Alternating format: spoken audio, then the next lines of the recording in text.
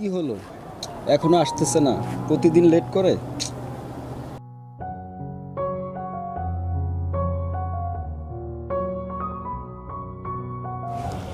এই সরি একটু লেট হয়ে গেল। আসলে বাসা থেকে আসতে একটু সমস্যা হয়েছে, তো বাসায় একটু প্যারা, অনেক কাজের চাপ, যার কারণে লেট হয়ে গেছে। সরি, কিছু মনে করো না। প্রতিদিনও তো তুমি লেট করো, কি করবো বলো?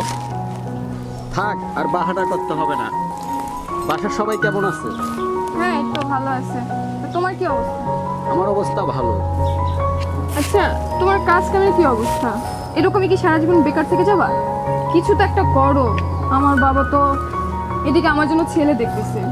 তুমি বেকার বলে ভয় কিছু বলতে পারি না। অনেক চাকরি তো ইন্টারভিউ দিলাম, চাকরি না হলে কি করব বলো? আচ্ছা ঠিক আছে, সব কথা বাদ দাও, চলো আমরা ওই দিক থেকে ঘুরে আসি। চলো।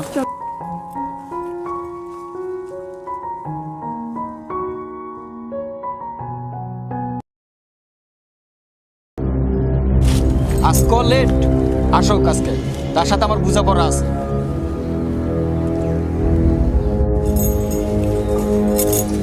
হ্যাঁ বলো, আর কাকা কেন? আজকে লেট তোমার। আমি গরিব বলে তোমার কি, তোমার কাছে আমার ভালোবাসার কোনো দাম নাই? হ্যাঁ, নাকি আমি বেকার বলে তোমার কাছে আমার কোনো দাম নাই? ফোন দিলে তুমি আমার ফোন ধরো না, সমস্যাটা কি বলো? দেখো, তোমার এসব কথা শুনতে শুনতে আমি বোর হয়ে গেছি। নতুন কিছু থাকলে বলো। বিরক্ত তো এখন হবেই, কারণ আমি বেকার যে। আর ওইদিকে তোমার বাবা তোমার জন্য ভালো ভালো ছেলে দেখতেছে, অনেক টাকা পয়সা আল্লাহ, তাই তো এখন আমাকে ভাল লাগে না, তাই? হ্যাঁ,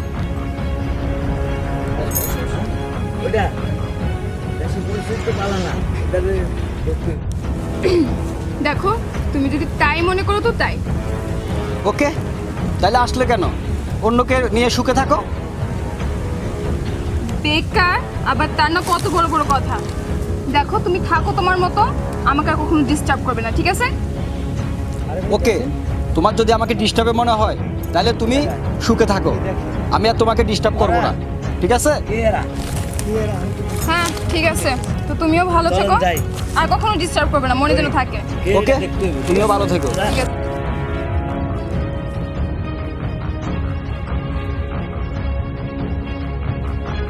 কে রহিম, ওটা কি মাসুদ না? হ্যাঁ ভাই। ওটা কি পলাশের মেয়ে না? হ্যাঁ ভাই, ওটা পলাশ ভাইয়ের মেয়ে লিজা। মাসুদের সাথে আর প্রেম আছে ভাই। তাই নাকি? হ্যাঁ ভাই। কি বলো সত্যি? হ্যাঁ ভাই। আজকে যাই বিচার দিতে হইব, চল। আচ্ছা ভাই, আমি আজকে যাই বিচার দিই।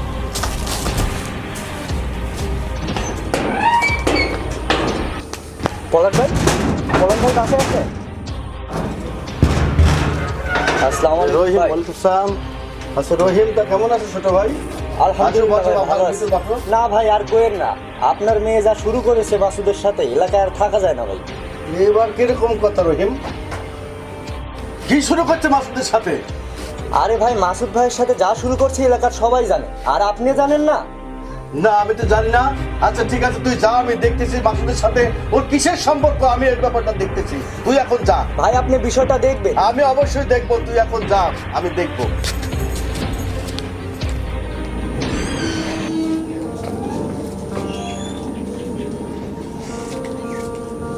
বাবা, কি করছো? তোমার মন খারাপ কেন? মন খারাপ কি জন্য জানিস না? মাসুদের সাথে কি সত্য তোর সম্পর্ক, এই নিয়ে গ্রামের মানুষ বিভিন্ন জন বিভিন্ন রকমের কথা বলছে। এখানে বাস করায় তো দ্রোহ হয়ে যাচ্ছে। মাসুদ, ও তো একটা বেকার ছেলে, ওর সাথে আমার কি সম্পর্ক থাকবে? ওর সাথে প্রেম করা যায়, কিন্তু বিয়ে তো আর করা যায় না। না, প্রেমও করা যায় না। আচ্ছা ঠিক আছে, ওর সাথে আমার সম্পর্ক নাই। যদি রাজি থাকে এই সপ্তাহের ভিতরেই তোর আমি অন্য ছেলের সাথে বিয়ে দিয়ে দেবো। ঠিক আছে বাবা, তোমার যা ভালো মনে হয় তুমি তাই করো। আচ্ছা ঠিক আছে, তুই ঘরে আয়। হ্যাঁ চলো।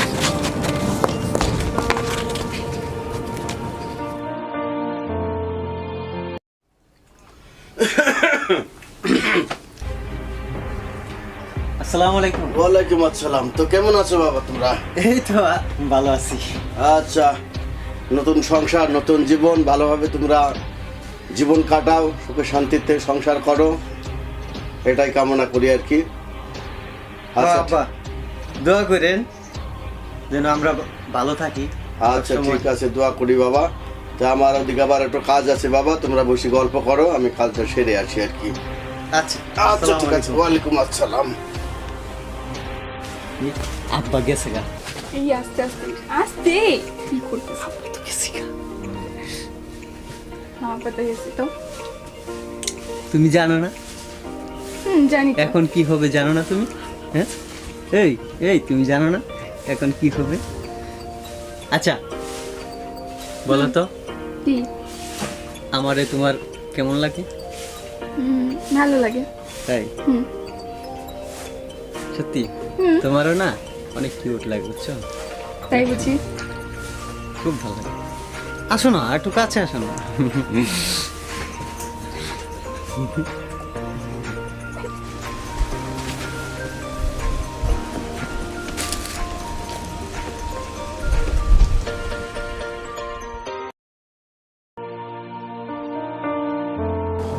লিজা, আমি বেকার বলে তুমি আজ আমাকে ছেড়ে চলে গেলে। আমি তোমাকে ছাড়া বাঁচবো না লিজা। আমি বললাম তুমি কখনো সুখী হতে পারবে না, আমি আল্লাহর কাছে বিচার দিলাম। তুমি লিজা কখনো সুখী হতে পারবা না, সুখী হতে পারবা না।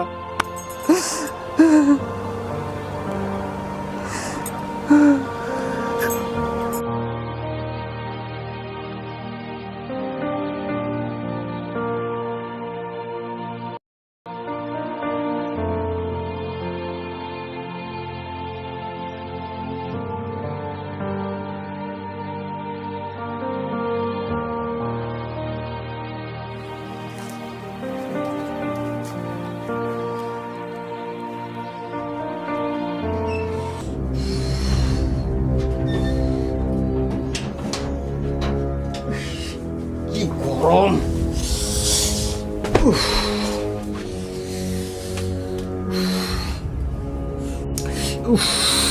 কি গরম, প্রচুর গরম, ঘাইমে গেছি গা। ফ্যানটা ছাড়ো। আচ্ছা ফ্যান যে ছাড়বো, কারেন্টের বিল দিছো? কারেন্টের বিল কয় মাস ধরে আটকে রাখছো যে ফ্যান ছাড়তে বলছো? বলো কেন, কি হয়েছে? কি হয়েছে মানে? কারেন্টের বিল দিছো যে তুমি এসে বলতেছো গরম লাগতেছে ফ্যান ছাড়তে? শোনো দেখো, আমি যদি জানতাম যে তুমি এরকম খয়রাতি, তা তোমার সঙ্গে আমি জীবনও বিয়ে করতাম না, তোমার সাথে আমি জীবনও সংসার করতাম না। আমার মাসুদই ভালো ছিল। ধ্যাত। হোয়াট? হ্যাঁ, মাসুদ মানে? মাসুদ কি? তুমি সেই আগের পুরানা কথা তুমি উঠায় তুলছো? হ্যাঁ, তুমি এত এত কিছু ভাববা, এত কিছু করবা, তাহলে আমার জীবনটা কেন নষ্ট করলা তুমি?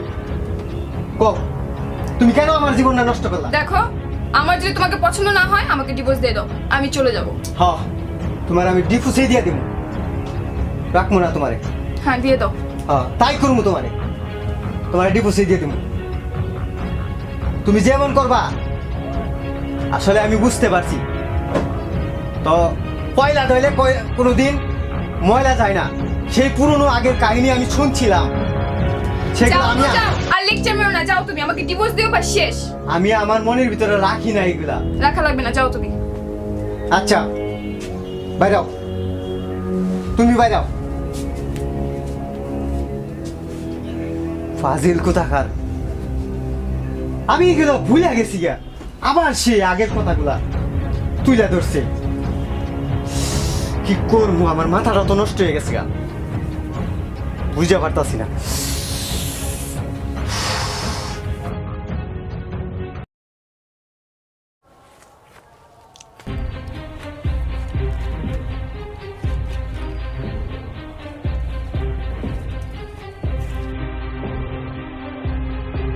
মাসুদ, কেমন আছো? আমাকে তোমার মনে আছে? তুমি হ্যাঁ আমি। চুপ করো, তোমার সাথে কথা বলতে আমার ঘৃণা হচ্ছে। তুমি একটা অর্থলোভী মেয়ে, যেখানে টাকা আছে সেখানে তুমি আছো। আজ আমার সুন্দর একটা চাকরি আছে, একটা সংসার আছে। তোমার মতো মেয়ের সাথে আমি কথা বলে আমার সময় নষ্ট করতে চাই না। আর একটা কথা, তুমি জীবনও সুখী হতে পারবে না। তোমার মতো অর্থলোভী মেয়ে জীবনেও সুখী হতে পারবে না। তুমি তোমার মতো থাকো আর আমি আমার মতো থাকি।